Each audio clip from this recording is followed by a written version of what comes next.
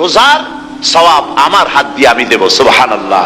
এরপরে আল্লাহ পাক বলছেন, অন্য রিওয়ায়াতে এসেছে রোজা আমার জন্য, আর রোজাদারের পুরস্কার আর কিচ্ছু না, রোজাদারের পুরস্কার আমি আল্লাহ নিজেই পুরস্কার হয়ে যাব, সুবহানাল্লাহ। হাদিস শরীফে এসেছে রোজা রাখলে পরে ক্ষুধার কারণে, খালি পেটে থাকার কারণে টক্সিন জাতীয় এক প্রকারের গ্যাস তৈরি হয় পেটের ভেতরে, স্টমাকের মধ্যে, ফলে মুখে এক রকমের দুর্গন্ধের সৃষ্টি হয়।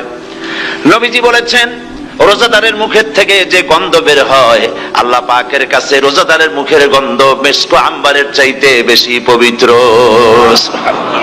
আপনার মুখের গন্ধটাও আল্লাহর কাছে পবিত্র। রোজাদারের জন্য, রোজাদারদের জন্য জান্নাতের একটি দরওয়াজা খাস করে রাখা হয়েছে, যার নাম রায়্যান। এই দরওয়াজা রোজাদারদের জন্য, কেবলমাত্র রোজাদারেরা সেখান থেকে প্রবেশ করবে, আর কেউ প্রবেশ করতে পারবে না।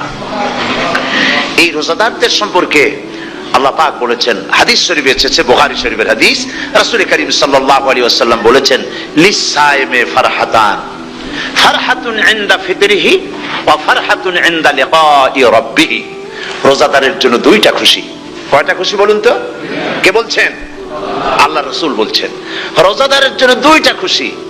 লিসাইমে ফারহাতান, দুটি খুশি।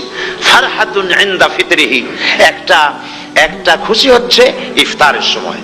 এই ফিতরিহিতে, এই ফিতরিহি দুটি কথা, এই একটি কথার দুটি ব্যাখ্যা হয়। একটা হচ্ছে ইফতারের সময়, ইফতারের কথা বলা হয়েছে, আর ঈদের কথাও এর মধ্যে বলা হয়েছে।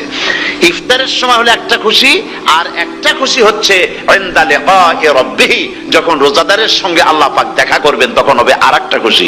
তার মানে হচ্ছে রোজাদারদের সঙ্গে স্পেশাল আল্লাহ রাব্বুল আলামিন সাক্ষাৎকারের ব্যবস্থা করবেন, সুবহানাল্লাহ।